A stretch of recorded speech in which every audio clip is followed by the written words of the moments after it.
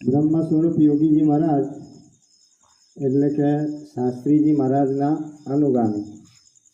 શાસ્ત્રીજી મહારાજ વડતાલ સંસ્થામાં હતા અને યોગીજી મહારાજ પણ એમાં જ હતા, પણ એ જુનાગઢી સંત તરીકે ઓળખાતા, જુનાગઢ મંદિરના અંદરમાં આવતા હતા. એટલે શાસ્ત્રીજી મહારાજ જ્યારે વડતાલ સંસ્થામાં હતા, આપણે એમનું યોગીજી મહારાજનું જીવન જોઈએ કે તેમનો જન્મ 1948માં વૈશાખ વદ 12ના દિવસે અમરેલી જિલ્લાના ધારી ગામે થયો હતો, લોહાણા કુટુંબમાં.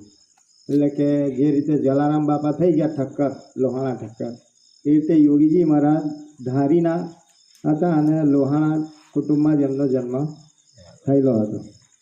એમના માતાનું નામ હતું પુરીબાઈ અને પિતાનું નામ હતું દેવચંદભાઈ.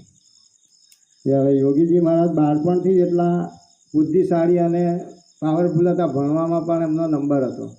અને જ્યારે સ્કૂલમાં જતા ત્યારે ભણતા તો છોકરાઓ આજુબાજુના પરીક્ષા હોય ને ચોરી કરવા જાય તો કહેતા કે ભાઈ આ વિદ્યા છે, એમ કે આ રીતે ચોરી કરીને આપણે પાસ થવું એ આપણું કામ નથી.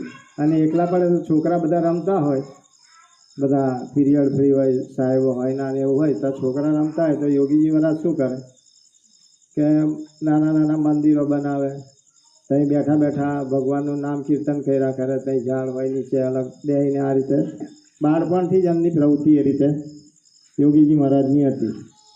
અને બાળપણથી જ પ્રભુ ભક્તિમાં એવા લીન હતા. હવે એમના માતા પિતા તો બહુ ગરીબ હતા, એટલે શું છે કે ખેડૂતોના ત્યાં કપાસ વેણવા જાય, આ રીતે મજૂરીએ જાય. તો બીજા છોકરાઓ હોય હાથેવાળા એમના, તો આમને મજૂરીએ જાય તો રડે નહીં, કશું જ નહીં. ત્યાં આગળ મજૂરીએ જાય તો ત્યાં આગળ પણ એ રીતે કોઈ જાતની એમની કમ્પ્લેન, બીજા છોકરાઓ રડતા હોય, આમ બધું જે તે ધમાલો કરતા હોય, પણ એમને કોઈ જાતનો પ્રશ્ન જ નહીં. બાળપણથી જ તેઓ પ્રભુ ભક્તિમાં લીન હતા.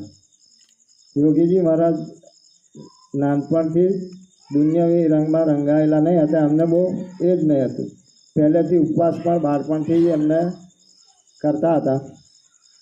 કોઈ પણ સામાન્ય વિદ્યાર્થી વિચારીને પણ ન શકે એવા ઉચ્ચ ધ્યેય સાથે તેમણે 17 વર્ષની ઉંમરે સંસારનો ઉભરો ઓળંગી જૂનાગઢ સદગુરુ કૃષ્ણચરણદાસ સ્વામીના મંડળમાં તેઓ જોડાઈ ગયા અને ત્યાં આગળ મંદિરની વિવિધ પ્રકારની સેવાઓ કરતા અને ત્યાં આગળ કૃષ્ણચરણ સ્વામીને પ્રસન્ન કર્યા. હવે એમનું તે વખતે નામ એમનું ઝીણા ભગત પાડેલું, ઝીણા ભગત તરીકે તેઓ